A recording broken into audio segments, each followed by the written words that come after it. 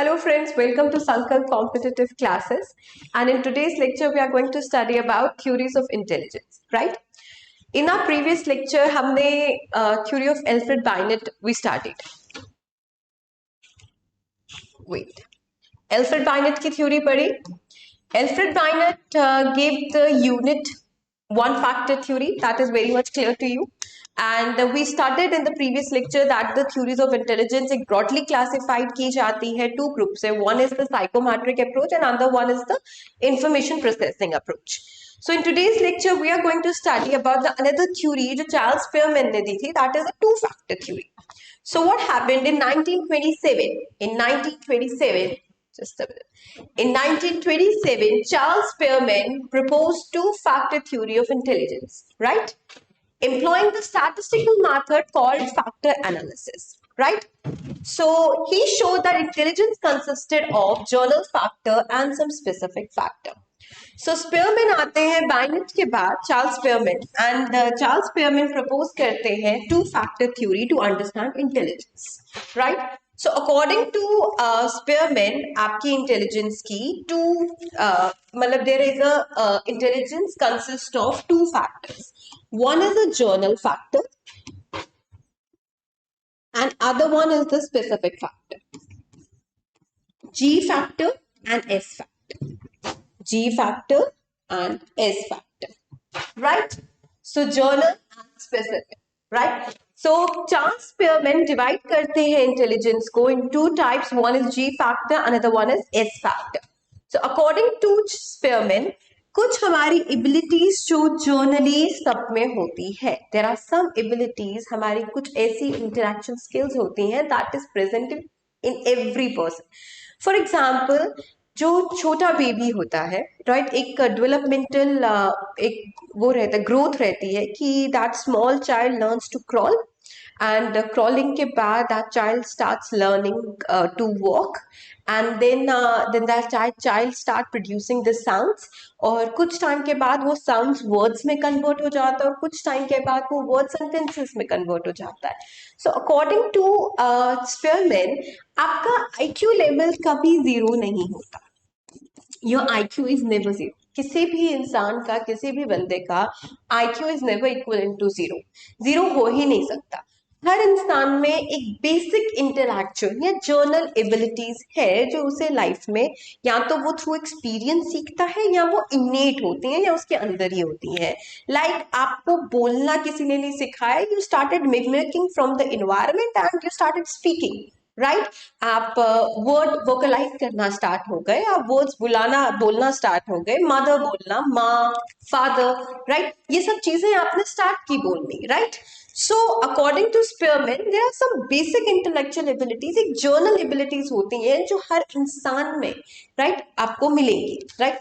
And at the same time कुछ specific abilities होती हैं जो बहुत कम, राइट, जो बहुत कम देखने को मिलती है. So according to Spearman there are two types of abilities. One is general and other one is specific. Journal is the basic intellectual abilities found in every human, and specific is something very special or something very exclusively found in, मतलब exclusively पाई जाती है. For example एक class है of student 30 students, right?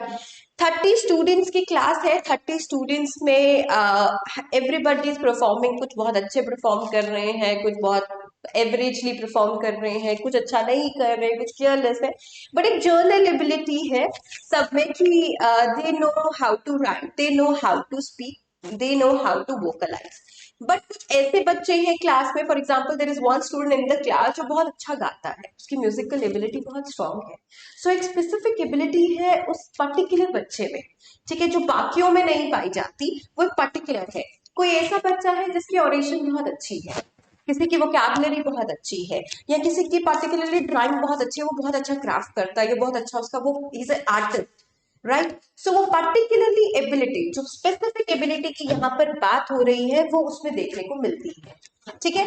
So Spearman कहते हैं that intelligence is divided into two parts, journal and specific. Journal is some basic abilities which is found in every human, and specific is something exclusively, जो exclusive होता है, जो आपकी strength होती है, जो exclusive ability आप में पाई जाती है, that is known as specific ability. So prior to him, we find the notion of intelligence described in journal ways in various philosophical practices available in different cultural traditions.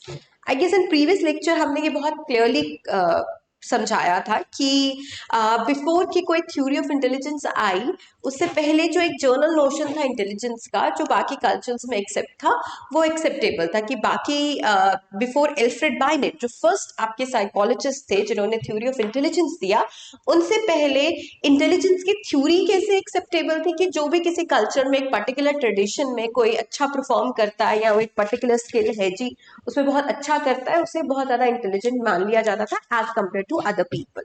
ठीक है. Binet theory of intelligence was rather very simple as it arose from his interest in differentiating more intelligent from less intelligent individuals.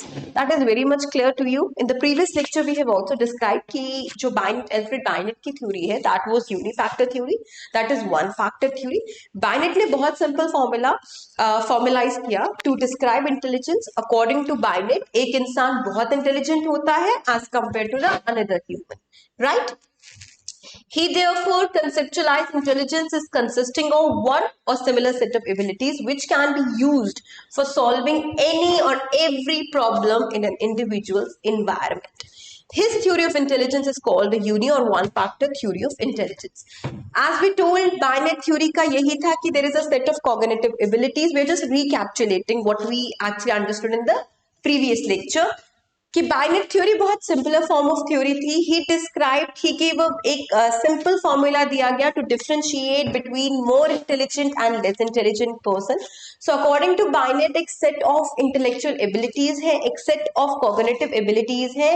On that basis of set of cognitive basic abilities में आप एक इंसान को दूसरे इंसान से differentiate करते हो on the basis of intelligence, right? और इसी को हम यूनिफैक्टर और वन फैक्टर थ्योरी कहते हैं. सो बाइनेट के बाद एज वी नो कि ये थ्योरी बहुत डिस्प्यूटेड हुई और Binet test is not being used. ठीक है, विश्लेषण के test are more used. So Binet test because जो डेटा कलेक्ट हुआ using the Binet test that was very disputed. ठीक है, बहुत फ्लॉड डेटा था, वेरी डिस्प्यूटेड डेटा था. So that's why Binet theory is no longer in use.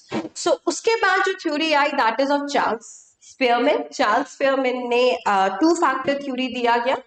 And according to Charles Spearman, there is a two-factor theory of intelligence using the statistical method called factor analysis. And in की theory के accordingly, there are two factors. One is your G factor, other one is your S factor. G is your journal factor, S is your specific factor. Your specific abilities, journal abilities, basic intellectual abilities. Basic चीजें, जो basic intellectual चीजें हैं, that is known as ji.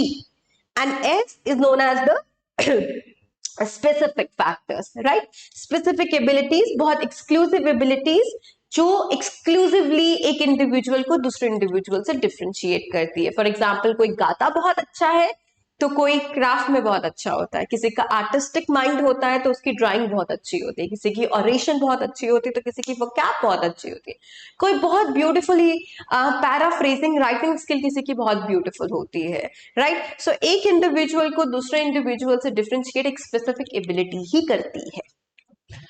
The G factor includes mental operations which are primary and common to all performances. As we studied कि G factor वो abilities है, वो mental operations हैं जो बहुत basic होते हैं, जो बहुत primary होते हैं. You know how to walk, you know how to talk, you know how to eat. These are very primary and very general factor जो हर किसी में दिखाई देगा. उसको आपको specific learning की जरूरत नहीं पड़ती. That is the main crux of G factor. ठीक है? And in addition to G factor, he said there are some specific abilities. These are contained in what he called the S factor. I guess this is very much clear to you. अगर मैं फिर से recapitulate करूं, Spearman कहते हैं आपकी intelligence is divided into two factors. One is G factor, other one is S factor. According to G factor, there are some journal abilities, right? And according to S factor, there are some specific abilities.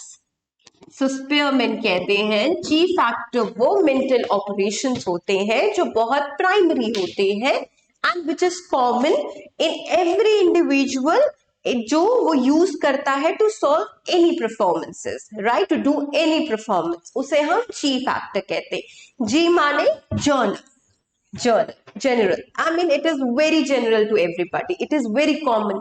It is very much found in every individual. That is general. And then is your specific abilities, which is very exclusively found, right? जो exclusive है, जो differentiate करती है one individual to another individual. That is your S factor. That is the specific abilities found. So, for example, excellent singers, architects, scientists, athletes may be high on I'm so sorry, G factor, but in general to this, they have specific abilities which allow them to excel in their respective domains, right? So, excellent singers, Lata Mangeshkar, Arijit Singh, excellent singers, scientist, architects, athletes, उनका G factor तो बहुत high होगा ही होगा, ठीक है? उनका journal factor में तो वो बहुत अच्छे होंगे ही होंगे. जो primary basic I am so sorry, उनका जी फैक्टर तो होगा ही अच्छा, but in general to this they may have specific.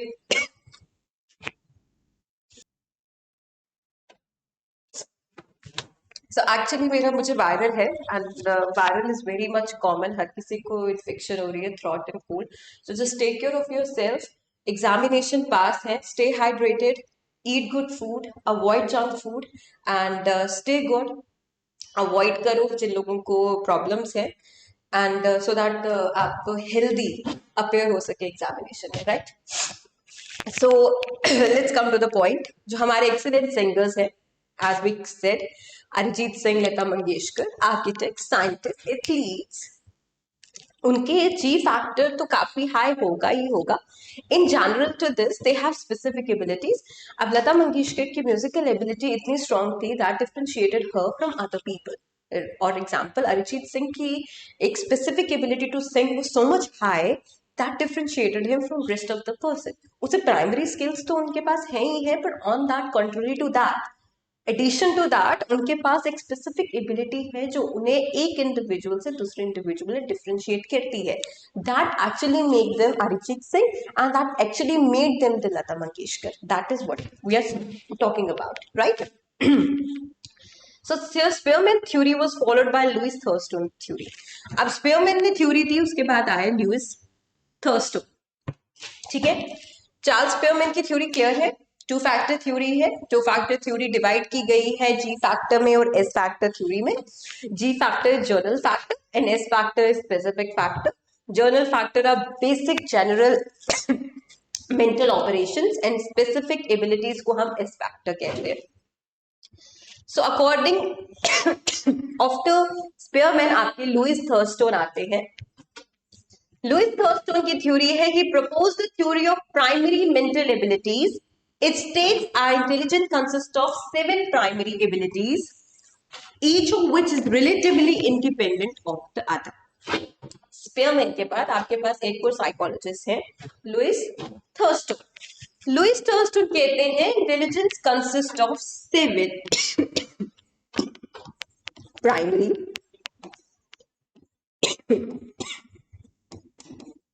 abilities.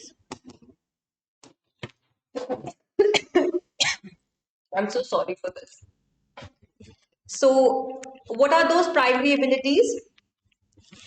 One is your verbal comprehension. Other one is your numerical abilities, spatial relations, perceptual speed, word fluency, memory, and inductive reasoning. So, पहले आपके सबसे पहले थे Binet, the first psychologist जिन्होंने intelligence की theory दी. His theory is known as uni. एक concept है, that is everybody must be aware of कि जितना आप रिवाइज करते चलेंगे, जितना रिपीटेशन होता चलेगा, उतना आपकी लॉन्ग टर्म मेमोरी में वो चीजें जाएंगी. सो इतना तो क्लियर है कि बाइनेट तो आपकी लॉन्ग टर्म मेमोरी में चला ही किया होगा कि Binet is associated with unifactor theory, right. Binet के बाद आते हैं स्पीयरमैन. स्पीयरमैन ने दिया टू फैक्टर थ्योरी. ठीक है, G factor, S factor. Spearman के बाद आते हैं लुईस थर्स्टन, जिन्होंने बोला intelligence consist of 7 primary abilities. 7 primary abilities है एंड प्राइमरी मेंटल एबिलिटीज को इंटेलिजेंस को डिवाइड किया 7 प्राइमरी एबिलिटीज को. That is according to Louis Thurstone. So पहली है आपकी verbal comprehension. Verbal comprehension means how you comprehend the verbal words. आप समझते कैसे हैं. फॉर एग्जाम्पल मैं बोल रही हूँ और आप उसे कॉम्प्रीहेंड कैसे करते हैं, that is the verbal comprehension. What I'm speaking, how you're taking it, how you're comprehending it, how you're understanding it, that is the verbal comprehension. First ability is your verbal comprehension. Other second one is your numerical abilities. Numerical ability is how you are solving the logic. आपकी logical reasoning क्या है और आप कैसे basic numerical चीजें solve करते हैं. Numerical abilities कैसी हैं आपकी, ठीक है, आपकी लॉजिकल रीजनिंग कैसे and how you are using that logical reasoning in your daily life, that is your numerical ability, right. The third one is your special relations. आपकी आपको पता है आपको जगहें कैसे, रास्ते कैसे याद होते हैं, राइट. आपको किसी चीज, आपको वे आउट कैसे याद होते हैं, आपको वेज कैसे याद होते हैं, that is because of you this particular intelligence. आपकी स्पेशल इंटेलिजेंस एक ऐसी इंटेलिजेंस है जिसके थ्रू आपको एक्चुअली रास्ते याद होते हैं. सो स्पेशल रिलेशनशिप्स की इसका रास्ता कहाँ पर है, ये कौन सी जगह पर है, ये कहाँ पर है, that is because of this special relations. perceptual speed, how good and how fast you're perceiving the things. For example मैं आपके ऊपर बॉल फेंकूं, आप कितनी जल्दी परसीव करेंगे कि बॉल कितनी तेजी से आ रही है और आपने कब उसे कैच करना है, that is the perceptual speed, right. Word fluency, आप कितनी तेजी से बात कर रहे हैं, आपका कितना फ्लुएंटली, आपका थॉट प्रोसेस कितना अच्छा चल रहा है, उससे तो आपके जो आप बोलना चाह रहे हैं, जो आप सोच रहे हैं वही बोल रहे हैं, that is your word fluency. Next one is how good your memory, how good you're memorizing the things, how good you're recapitulating the things, that is your memory, right. Then is inductive reasoning. आप journal rules में से, एक basic rules में से reasoning, एक journal से कैसे निकाल रहे हैं, that is inductive reasoning. So according to Louis Thurston, जो स्पीयरमैन के बाद आते हैं, उन्होंने इंटेलिजेंस को 7 basic primary abilities में differentiate किया या divide किया गया. Number 1 is your verbal comprehension, right, how good you're comprehending the verbal things. The second one is your numerical ability. आपकी logical reasoning is known as numerical abilities. Special relationships, relation आपको जो help करता है ways बताने में, ठीक है, रास्ते बताने में, that is your special relationship. Perceptual speed, how fast you can perceive a particular thing, that is your perceptual speed. Word fluency, आप जो थॉट प्रोसेस में आपकी चीजें आ रही हैं क्या वही fluently, how fluently you can speak about that. Memory is your memorisation and inductive reasoning is general rules आप कैसे निकाल रहे हैं out of the class, that is your inductive reason. Clear. So that is Louis Thurstone. Louis Thurstone के बाद आते हैं very simply Arthur Jensen. Arthur Jensen proposed a hierarchical model of intelligence consisting of abilities operating at 2 levels called level 1 and level 2.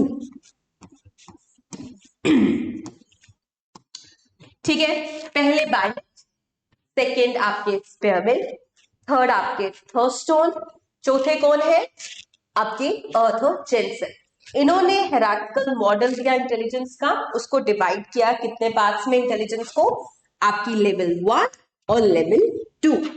ठीक है, level 1 is the associative learning in which output is more or less similar to the input. Example, rote learning or memory. Just level 2 is your cognitive competencies, involves higher order thinking. They transport the input to produce an effective output. ये समझने वाली बात. यहाँ पे space मुझे कम है, सो level 1 आपकी क्या है? According to Arthur Jensen, intelligence is divided into two parts, one is level 1, other is level 2। Clear? Level 1 आपकी एसोसिएटिव लर्निंग है, जिसमें कहता है कि input is equal to output. क्या मतलब इसका?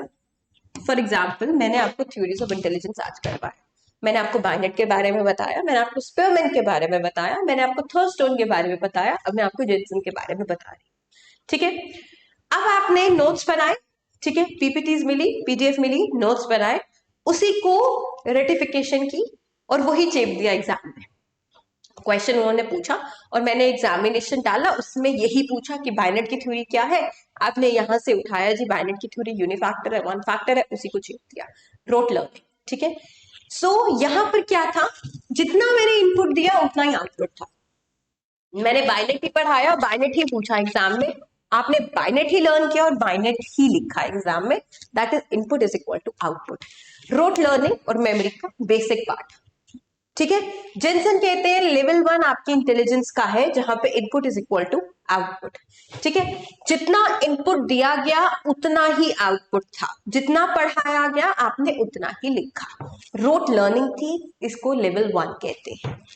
लेवल 2 है जब आप हायर ऑर्डर थिंकिंग में इनपुट को यूज करते, ठीक है, और आउटपुट ज्यादा प्रोड्यूस करते हो, जहां पर आपका आउटपुट काफी ज्यादा होता है इनपुट से। फॉर एग्जाम्पल, एक पर्टिकुलर लेक्चर है जो डिलीवर हुआ, उस पर्टिकुलर लेक्चर में उतनी ही थ्योरीज थी जो पढ़ाई गई, ठीक है, बच्चों ने उतनी ही थ्योरीज समझी, ठीक है, उन्हीं थ्योरीज को लर्न किया गया, उन्हीं थ्योरीज को लिख दिया। ठीक है, जिनका हायर ऑर्डर थिंकिंग अच्छा था, जिन्होंने अच्छा आउटपुट उससे ज्यादा दिया, उन्होंने रादर देन इतनी ही पढ़ने, इससे ज्यादा इस पर ज्यादा वर्क किया कि बाइनेट का एग्जैक्टली बैकग्राउंड क्या था, बाइनेट थे कौन, फर्स्ट साइकोलॉजिस्ट तो थे इंटेलिजेंस में, उन्होंने और क्या क्या काम किया, उनका कॉन्ट्रीब्यूशन टू साइकोलॉजी क्या था। ठीक है, कॉग्निटिव कॉम्पिटेंसीज को यूज किया गया, ठीक है, रादर देन अपनी रोट लर्निंग और मेमोरी को यूज करते और उसे एक्सप्लोर किया गया और उसे यूटिलाइज किया गया और उसको यूज कर कर output is greater than the input. ठीक है, इफेक्टिव आउटपुट दिया from that delivered lecture, from that delivered input. Input तो सेम ही रहा, लेवल 1 में आपका input is equal to was output, ठीक है, जो आपने मेमोरी के थ्रू और लर्निंग के थ्रू प्रोड्यूस किया। यहां पर जस्ट बिकॉज आपने एडिशनल फैक्टर्स डाले, अपनी कॉग्निटिव कॉम्पिटेंसीज को यूज किया, एडिशनल थिंकिंग स्किल्स यूज की, और अगर कोई क्वेश्चन उनके रिलेटेड कुछ उल्टा पुल्टा या थोड़ा सा उसे उल्टा करके बोला जाता है, तो you are able to perform. So here the output was much greater than the input. This is what Jensen was trying to make you understand. So Jensen ने डिवाइड किया इंटेलिजेंस को लेवल 1 और लेवल 2। लेवल 1 एसोसिएटिव लर्निंग है, जहां पे input बिल्कुल output के बराबर पर है, और लेवल 2 आपका कॉग्निटिव कॉम्पिटेंसीज है, जहां पे आउटपुट आपका इनपुट से ग्रेटर होता है। आउटपुट आप उसी इनपुट को, उसी सेट इनपुट को यूज कर कर इफेक्टिव आउटपुट प्रोड्यूस करते हो, that is your level 2। Jensen के बाद आपकी आए GP Guilford. GP Guilford proposed the structure of intellect model, classified intellectual traits among 3 dimensions. कौन कौन सी dimensions थी? Operations, contents, and your product. What is this?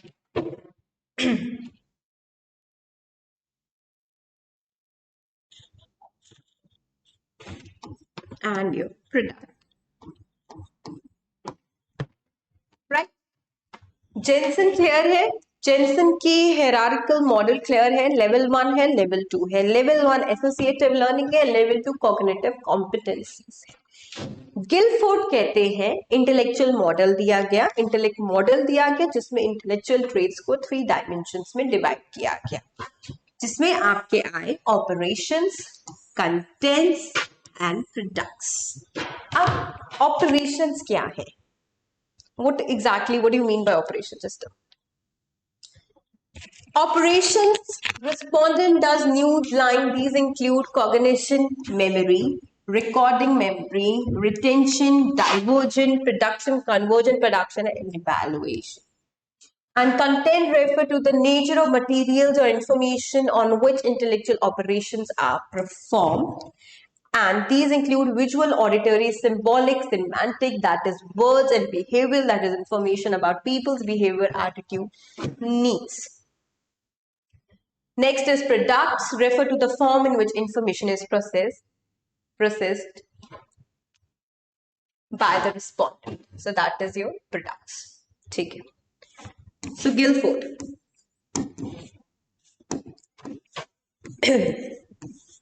Guilford divided intellectual traits among three parts: operation, contents, and product. OCP, right? What are operations? जो mental cognitive abilities है, जिससे आप एक particular content क्या होता है जो मटेरियल आपको प्रोवाइड किया जाता है. फॉर एग्जाम्पल ये लेक्चर जो आपको प्रोवाइड किया जा रहा है दैट इज योर कंटेंट. आप अपने कॉग्निटिव एबिलिटीज को with the help of your learning, with the help of your memory, with the help of your intellectual skills, आप उसे यूज कैसे करते हैं, that is your operations. Right? Operate करना किसी पर्टिकुलर चीज पर. कंटेंट क्या हुआ? मटीरियल. एंड प्रोडक्ट क्या हुआ? जब कंटेंट ऑपरेशंस पर यूज, मटीरियल पर आप अपनी स्किल्स यूज करते हैं, आपका एंड प्रोडक्ट होता है. एंड प्रोडक्ट को क्या कहते हैं? प्रोडक्ट. मतलब एंड होता है आपका प्रोडक्ट. आप कंटेंट को ऑपरेशंस के मतलब with the help of operations, with the help of your cognitive abilities, आप मटेरियल को इवैल्यूएट कैसे करते हो, एंड इवैल्यूएट करने के बाद आप प्रोडक्ट, आप उसे क्या से समझते हो, that is your product. Clear है? ऑपरेशन इज वेरी मच एक सिंपलर कंसेप्ट है. ऑपरेशन इज समथिंग आप ऑन फील्ड, आप उससे मतलब आप कौन कौन से एबिलिटीज यूज कर रहे हो. Convergent thinking, divergent thinking, memory, learning. This is content is your material जो आपको दिया जाता है. ठीक है? And that can be visual, visual हो सकता है, सिंबॉलिक इशारों में भी हो सकता है, सिमेंटिक वर्ड्स के थ्रू भी हो सकता है. एंड उन चीजों को यूज कर आप एंड प्रोडक्ट, एंड रिजल्ट क्या होता है, that is your product. So Guilford इससे इंटेलेक्चुअल ट्रेट्स को 3 में डिवाइड करते हैं. That is very much clear to you. अब जितने भी थ्योरीज हमने पढ़ी, नेमली डाइनेट, स्पेयरमैन, गिलफोर्ड और जेनसन, ये सब, ठीक है, ये सब आपकी रिप्रेजेंटेशन थी साइकोमेट्रिक अप्रोच. जो हमने प्रीवियस लेक्चर में पढ़ा कि साइको आपकी थ्योरीज ऑफ इंटेलिजेंस को ब्रॉडली क्लासिफाई किया है 2 अप्रोचेस में. One is your psychometric approach, other one is information processing approach. And ये सब थ्योरीज आपकी एल्फ्रेड बाइनेट की, चार्ल्स स्पेयरमैन की, जी.पी. गिलफोर्ड की, आर्थर जेनसन की, that is all included in psychometric approach, right, of intelligence. Is that clear to you? Now, अब आगे हमारी दूसरी थ्योरीज है मल्टीपल इंटेलिजेंस की. ये किस अप्रोच में आएगी? Information processing.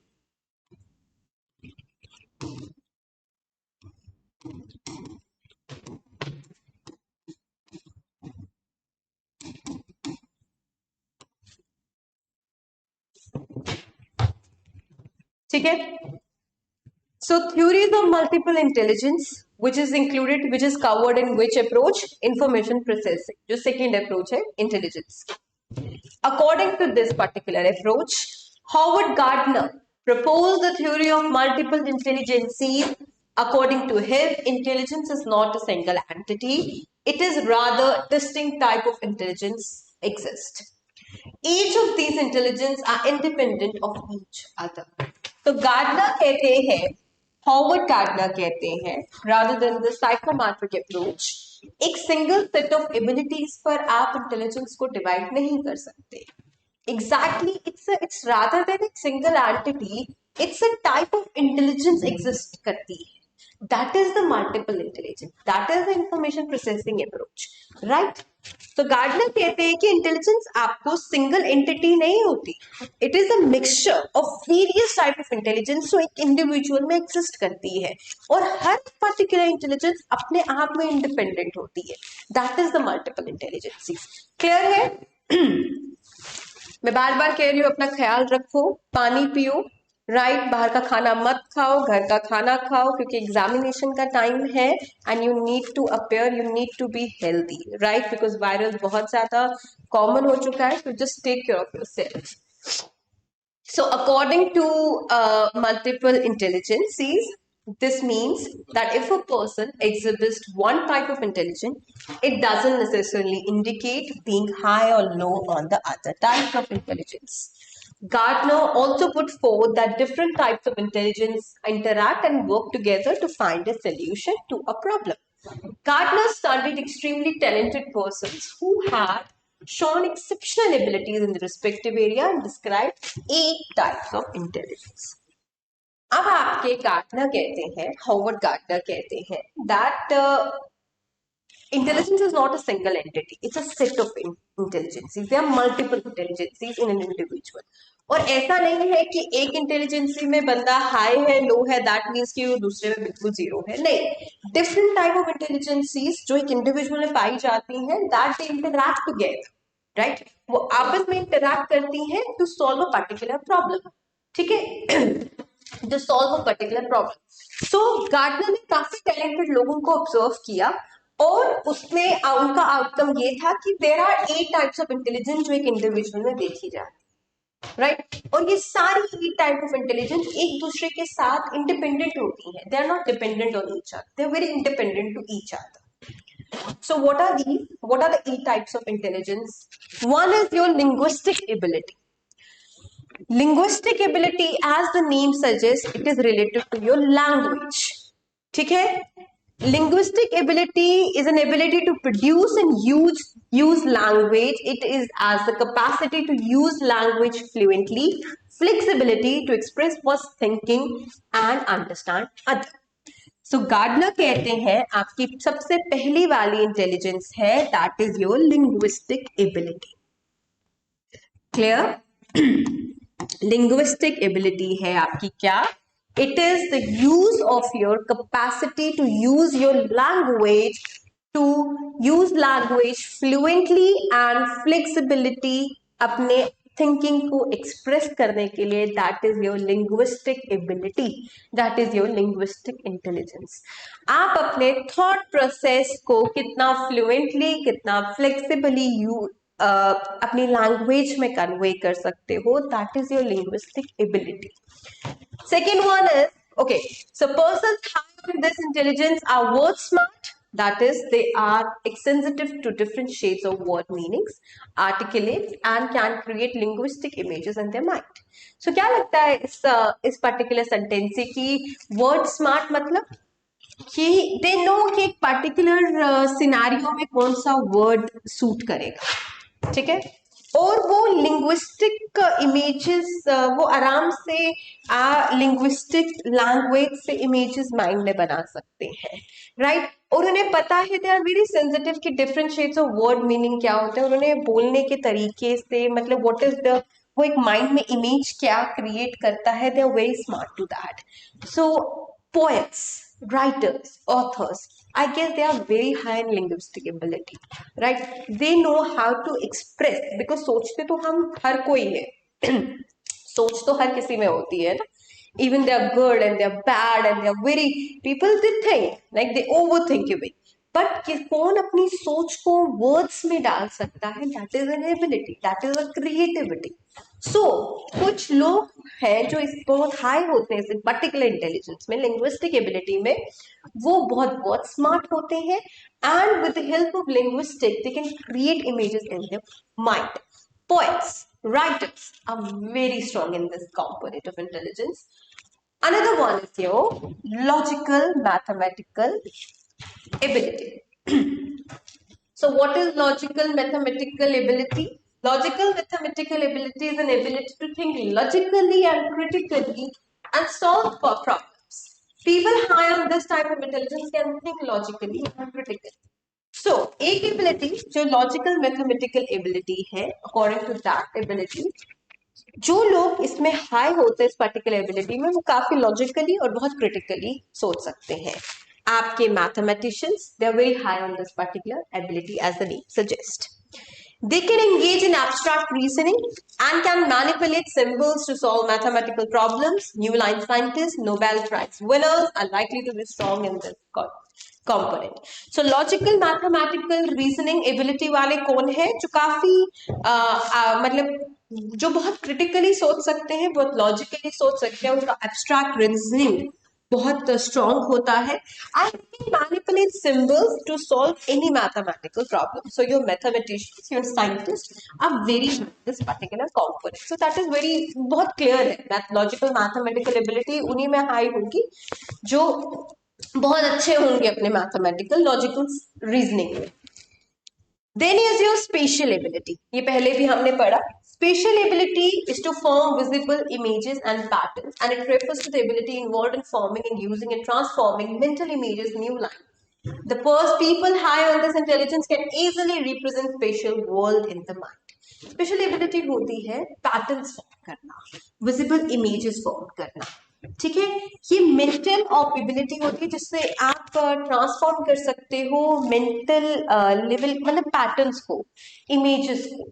ठीक है, I mean the people who are very good in this can actually represent the special world in the 3D. ठीक है, 3D, that is your pattern actually. 2D, two-dimension world, three-dimension world, four-dimension world, that is a spatial intelligence. So people high on this particular set of intelligence, they can actually convert the spatial world in their mind. Pilots, sailors, clubbers, painters, architects, interior decorators, and surgeons are likely to have developed spatial intelligence. Pilots, very important for them to know the routes, right?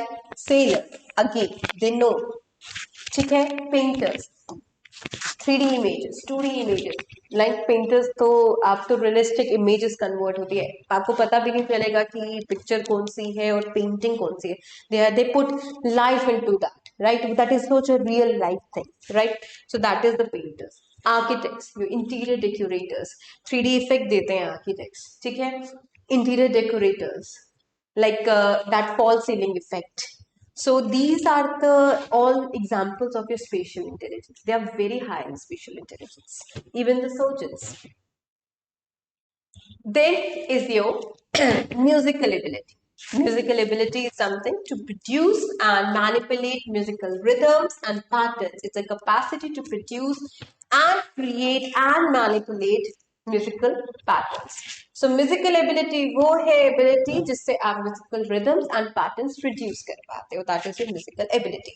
So people high on this intelligence are very sensitive to their sounds and vibrations and create new patterns of sound. Next, bodily kinesthetic, an ability to use whole or portion to the body, flexibility and creativity. This use of the whole body or the portion of it for display or construction of product or problem solving. It leads to dancers, actors, sportspersons, gymnasts, and surgeons are likely to have such kind of intelligence. Another very interesting ability is your bodily kinesthetic. Yoga, जो लोग योगा करते हैं उनकी body कितनी flexible होती है, gymnast की body कितनी फ्लेक्सिबल होती है, right? And there are some sports person जिनकी बॉडी बहुत फ्लेक्सिबल होती है. Similarly dancer, their body is so flexible. So एक पोर्शन बॉडी का यूज करना या होल ऑफ द बॉडी को यूज करना to produce a particular thing is known as is that particular type of your intelligence, that is the bodily kinesthetic ability. Next, interpersonal ability. Interpersonal ability वो ability है जिससे आप understand करते हैं to subtle or all aspects of others' behavior. It's an ability to understand the motive feelings in behavior other people so as to bond into a comfortable relations with others. So interpersonal, आपको क्या लगता है interpersonal किसमें ज्यादा होता है? Social workers. Psychologist, counsellors, right, politicians, इनका interact करना लोगों से बहुत अलग रहता है as compare to normal people. So people जो साइकोलॉजिस्ट है, काउंसलर्स है, सोशल वर्कर्स है, पॉलिटिशियंस है, they know how to manipulate someone, how to understand the motive and the feeling of someone, how to create a bond with someone. So they are very high on this particular intelligence. So interpersonal आपकी वो ability है जिससे आप understand करते हैं motive, feelings and behavior एक इंसान में, so as to you मतलब जिससे आप हेल्प होती है आपको to bond into a comfortable relations उनके साथ. Psychologists, counselors, politicians, social workers, and religious leaders are likely to possess high on interpersonal intelligence, interpersonal ability, to understand one's own feelings, motives, and desire. This refers to the knowledge of one's internal strength and limitations. One is your interpersonal, जो हमने ऊपर पढ़ा, that is interpersonal, लोगों के बीच में आप दूसरे इंसान को अंडरस्टैंड कर रहे हो. और ये जो एबिलिटी है that is all together different, that is intrapersonal, जब आप अपने आप को अंडरस्टैंड कर रहे हो. इंटरपर्सनल होती है जब आप अपनी फीलिंग्स को अंडरस्टैंड कर रहे हो, अपने मोटिव्स को अंडरस्टैंड कर रहे हो, अपने डिजायर्स को अंडरस्टैंड कर रहे हो. इट्स अ नॉलेज आपकी स्ट्रेंथ कौन सी है, आपकी वीकनेस कौन सी है, and using to that knowledge to effectively relate to others, that is your intrapersonal things, that is intrapersonal ability. Interpersonal is what? Between people, inter people, right, between people, right, when you understand some other person. Intra is within your own self, when you look into your own self, that is intra. From that introspection I have word. ठीक है. Person high on intrapersonal on disability have final sensibilities regarding their identity, human existence and meaning of life. इनका अपने लिए एक meaning of life, एक अपनी identity पे काफी ज्यादा वो रहता है. They are more sensible regarding that. Philosophers, spiritual leaders, present examples of this type of intelligence.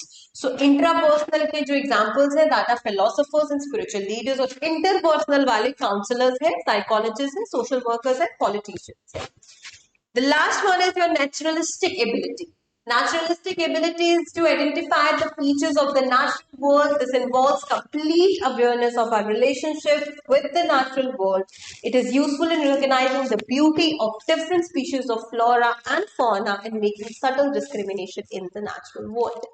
So naturalistic ability होती है जहाँ आप different types of flora, flowers and fauna, animals and other living organisms को observe करते हो, उनकी beauty को understand, recognize करते हो, discrimination, एक subtle discrimination try to create करते हो natural world में, and you're aware of our relationship with the nature. That is जो लोग इसमें high होते हैं, they have a complete awareness of our relationship with the natural world.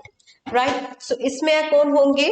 Hunters, farmers, tourists, botanists, zoologists and bird watchers possess more of the naturalistic ability.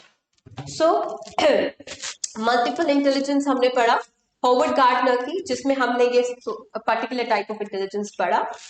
The naturalistic ability जो last में थी, जिससे आप nature को understand करते हो. Then is your intrapersonal, जो आप अपने आप को अंडरस्टैंड करते हो.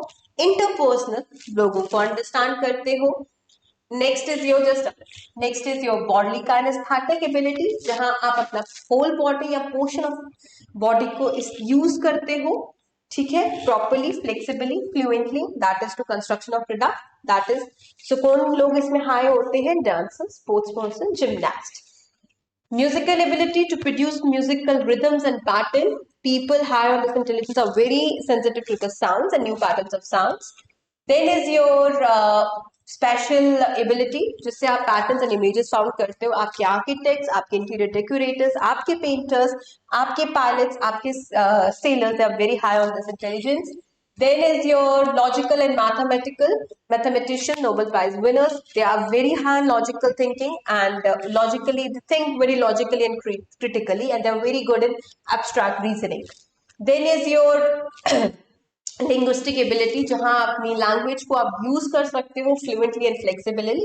Poets and writers, they are very high in this particular intelligence. ये थी हॉवर्ड गार्टनर की theories of intelligence, multiple intelligence. So 8 multiple intelligence है जो हमने पढ़ी. So next is आपका triarchic.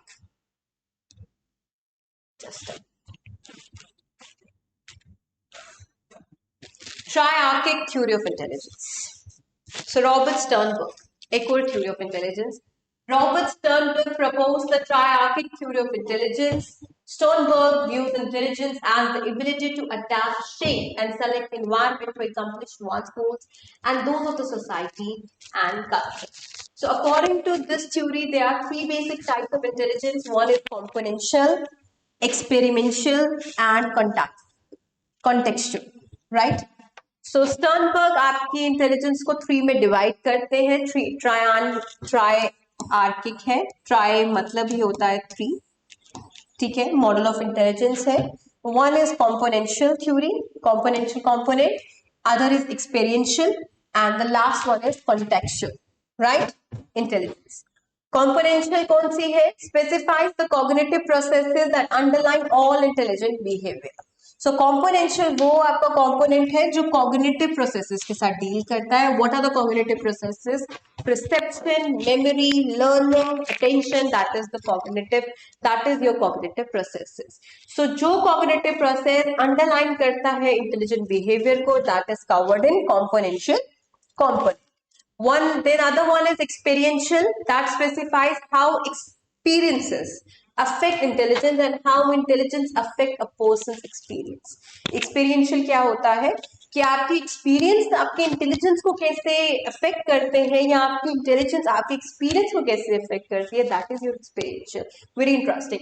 Then the last one is contextual. Specifies the behaviour considered intelligent in a particular culture. एक particular culture में किस particular behaviour को intelligent माना जाता है, दैट इज कॉन्टेक्चुअल. एक बहुत कॉन्टेक्चुअल चीज है. ठीक है. सो स्टर्नबर्ग कॉम्पोनेंशियल को आगे थ्री में डिवाइड किया गया है. स्टर्नबर्ग